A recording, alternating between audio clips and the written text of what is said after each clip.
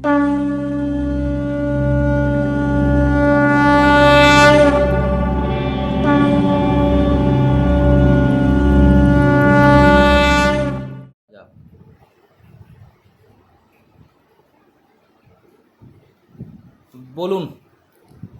এবার যেন ভুল না হয়, বুঝিয়ে দিলাম আপনাকে কোথায় আপনার সমস্যা হচ্ছে। আপনি বুঝতে পেরেছেন তো? হ্যাঁ। বলুন, মিথুন লগ্নের সপ্তম রাশি সপ্তম ভাব কোনটা? ওটা তো দেখাচ্ছে না ছবিতে। দেখাতেই হবে, না দেখেই বলুন। আচ্ছা, এবারে আমাকে বলতে হবে। আচ্ছা আচ্ছা, কি বলছে? মিথুন লগ্নের সপ্তম রাশি কোনটা? হ্যাঁ, মিথুন লগ্নের সপ্তম রাশি হচ্ছে ধনু। ধনু লগ্নের সপ্তম রাশি কোনটা? সপ্তম ভাব। ধনু লগ্নের সপ্তম ভাব হচ্ছে মিথুন। মীন লগ্নের সপ্তম রাশি কোনটা? মীন লগ্নের সপ্তম রাশি হচ্ছে কন্যা। কন্যা লগ্নের সপ্তম রাশি কোনটা? মেষ লগ্নের সপ্তম রাশি কোনটা? তুলা। তুলা লগ্নের সপ্তম রাশি কোনটা? মেষ। কর্কট লগ্নের সপ্তম রাশি কোনটা? মকর। মকর লগ্নের সপ্তম রাশি? কর্কট। সিংহ লগ্নের সপ্তম রাশি কোনটা? সিংহ লগ্নের সপ্তম রাশি হচ্ছে কুম্ভ। কুম্ভ লগ্নের সপ্তম রাশি কোনটা? বৃশ্চিক লগ্নের সপ্তম রাশি কোনটা? বৃষ। বৃষ লগ্নের সপ্তম রাশি কোনটা? বৃশ্চিক। বোঝা গেল? রবি আর চন্দ্রের সপ্তম রাশি সবসময় শনির হয়। বোঝা গেল? আচ্ছা। শনির সপ্তম রাশি সবসময় রবি আর চন্দ্র, এই দুটোর মধ্যে যে কোনো একটা হয়। আচ্ছা। বুধের সপ্তম রাশি বৃহস্পতি হয়, বৃহস্পতির সপ্তম রাশি বুধ হয়। শুক্রের সপ্তম রাশি মঙ্গলের হয়, মঙ্গলের সপ্তম রাশি শুক্রের হয়। বোঝা গেল?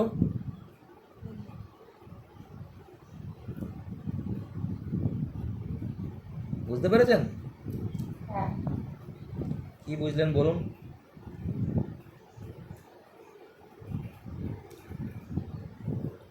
এবার আসছে, এবার দেখতে পাচ্ছেন তো? হ্যাঁ হ্যাঁ। দেখুন কি বললাম আমি আপনাকে, রবি আর চন্দ্রের সপ্তম রাশি কোন গ্রহের হয়? এটা হচ্ছে স্যাটার্নের হয়। আর স্যাটার্নের সপ্তম রাশি কোন গ্রহের হয়? ওই রবি বা চন্দ্রের। Very good. মঙ্গলের সপ্তম রাশি কোন গ্রহের হয়? মঙ্গলের যে শুক্রের হয়। শুক্রের হয়, মঙ্গল হয়। এই জন্য শুক্র মঙ্গলের সাথে এত অ্যাটাচ। এ দেখুন, এটা মঙ্গলের ঘর আর এই হচ্ছে শুক্রের ঘর।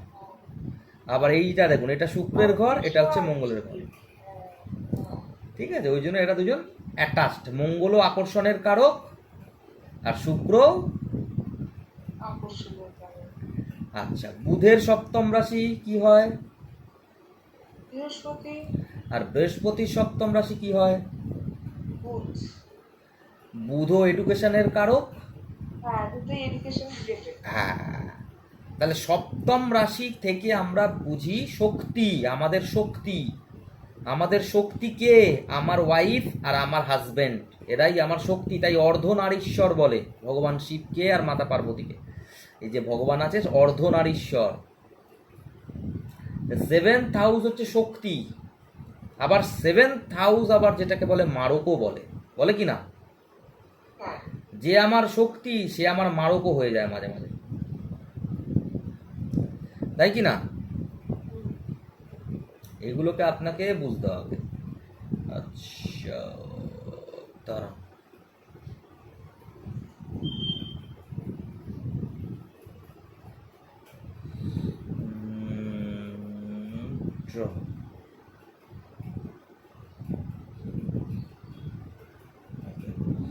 আচ্ছা, তাহলে শনির সপ্তম রাশি রবি আর চন্দ্রের মধ্যে যে কোনো একটা, আর রবি আর চন্দ্রের সপ্তম রাশি যে কোনো একটা। তার কারণ রবি আর চন্দ্রের সন্তান হচ্ছে শনি, আর শনির পিতামাতা হচ্ছে রবি আর চন্দ্র। তাহলে রবি আর চন্দ্রের যদি সন্তান শনি হয়, তাহলে শনির ক্যারেক্টার আর রবির ক্যারেক্টারের মধ্যে কিছু তো সিমিলারিটি আছে।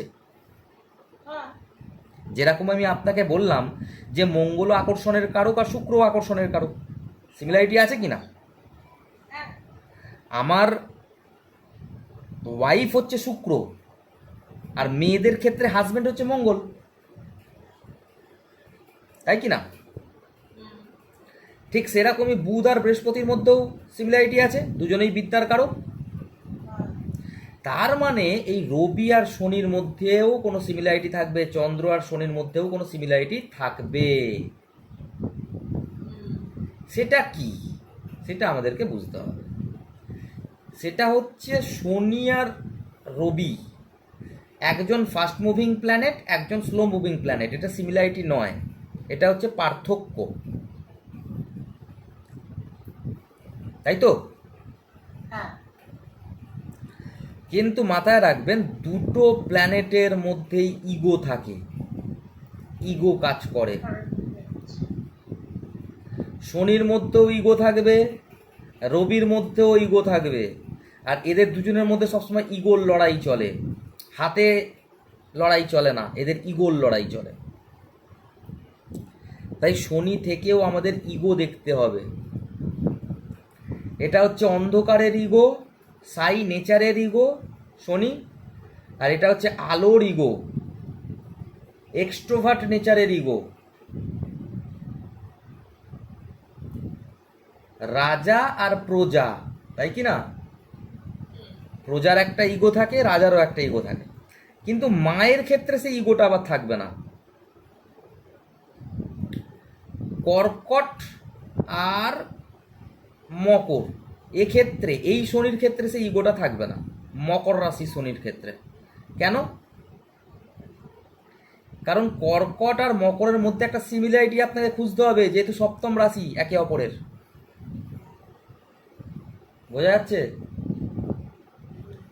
কেন সিমিলারিটি খুঁজতে হবে? কারণ প্রত্যেকটা সপ্তম রাশিকে আমরা দেখেছি কিছু না কিছু সিমিলারিটি থাকে। মিথুন রাশির মধ্যে পড়াশোনা আছে, তেমনি ধনুরাশির মধ্যেও পড়াশোনা আছে, আছে কি না? তা ঠিক সেরকমই এই সিংহ রাশির মধ্যেও ইগো আছে, ঠিক কুম্ভ রাশির মধ্যেও ইগো আছে। কিন্তু এর ক্ষেত্রে, কর্কটের ক্ষেত্রে কিন্তু ইগো কাজ করে না। কর্কটের ক্ষেত্রে কাজ করে ইমোশনাল, ইমোশন, ডিপ্রেশন, অ্যাংজাইটি। কর্কটের মধ্যে তাই কাজ করে না, সেনসিটিভ। তো এর মধ্যে থেকে কোনটা শনির সাথে কানেক্টেড, বা এই মকর রাশির সাথে কানেক্টেড? শনির সাথে কানেক্টেড আমরা বলতে পারি ইমোশন, অ্যাংজাইটি, ডিপ্রেশন। তাই শনি চন্দ্রর সাথে যখন কানেক্টেড হয় তখন আমরা বলি ডিপ্রেশনের যোগ, কারণ ডিপ্রেশনের ব্যাপারটা বেড়ে যায়। শনিও ডিপ্রেশন, চন্দ্রও ডিপ্রেশন, ব্যাপারটা বেড়ে গেল। বোঝা গেল? হ্যাঁ আর শনি রবির সাথে যখন কানেকশন তৈরি হয় তখন আমরা বলি মারাত্মক ইগো, ইগো ক্ল্যাশ।